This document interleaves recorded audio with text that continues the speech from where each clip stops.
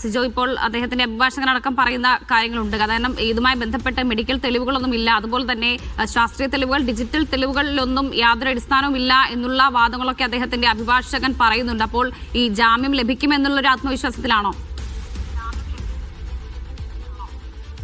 ജാമ്യം ലഭിക്കുമെന്നൊരു കണക്കുകൂട്ടലാണ് രാഹുലിനും അതുപോലെ രാഹുലിന്റെ അഭിഭാഷകനും ഉള്ളത്. അദ്ദേഹം ഇപ്പോൾ പറഞ്ഞിട്ടുള്ള ഒരു പ്രധാനപ്പെട്ട കാര്യം എന്ന് പറയുന്നത് ഇവർ വിവാഹിതയായിട്ടുള്ള ഒരു സ്ത്രീയാണ്. അതിനുശേഷമാണ് രാഹുലിനുമായി ഒരു റിലേഷൻഷിപ്പിലാവുന്നത്.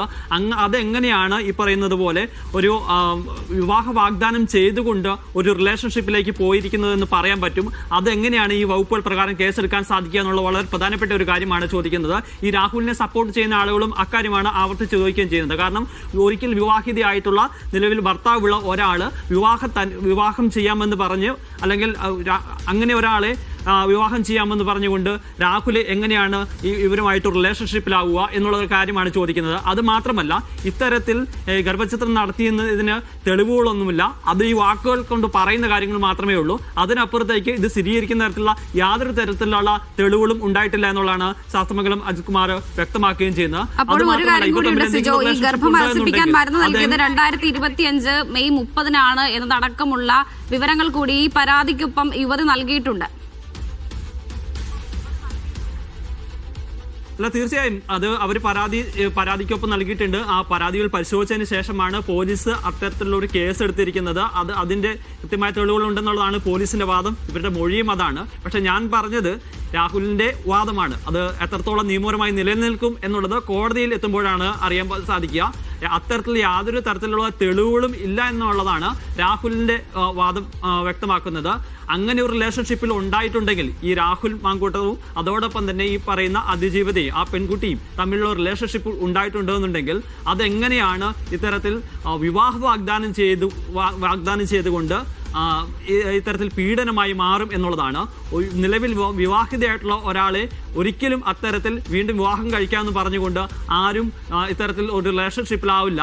അങ്ങനെ സംഭവിച്ചിട്ടുണ്ട് എന്നുണ്ടെങ്കിൽ അത് നിലവിലെ നിയമപ്രകാരം അല്ലെങ്കിൽ ഈ പറയുന്ന വിവാഹ വാഗ്ദാനം ചെയ്തുകൊണ്ട് പീഡിപ്പിച്ചു വന്ന വകുപ്പ് രാഹുലിനെതിരെ ചുമത്താൻ സാധിക്കത്തില്ല എന്നുള്ള കാര്യമാണ് രാഹുലിന്റെ അഭിഭാഷകൻ ഇപ്പോൾ വ്യക്തമാക്കിയിരിക്കുന്നത്. അതെന്തായാലും അദ്ദേഹത്തിന്റെ വാദവും രാഹുലിന്റെ വാദം വിശദമായി തന്നെ കോടതി പരിഗണിക്കും.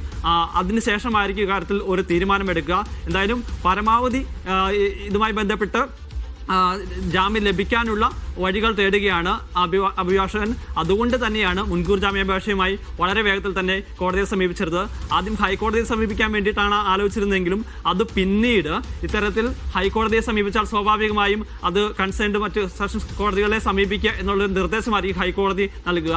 പല ഘട്ടങ്ങളിലും ഇത്തരത്തിൽ മുൻകൂർ ജാമ്യാപേക്ഷയുമായി ഹൈക്കോടതിയെ സമീപിക്കുന്ന സമയത്ത് ആ കോടതി അത് അടിയന്തര പ്രാധാന്യത്തോടെ കണക്കാക്കിയിരുന്നില്ല. നിങ്ങൾ കീഴ്ക്കോടതിയിൽ പോകൂ, അവിടെ സമീപിക്കൂ, അതിനുശേഷം ഞങ്ങളിലോട്ട് വരൂ എന്നുള്ള നിലപാടിലാണ് എടുക്കുന്നത്. ആ ഒരു സാധ്യത കണക്കിലെടുത്തുകൊണ്ടാണ് ഒരുപക്ഷെ ഇത്തരത്തിൽ ജില്ലാ കോടതിയെ സമീപിക്കാൻ വേണ്ടി ഇപ്പോൾ തീരുമാനിക്കുകയും ചെയ്തിരിക്കുന്നത്.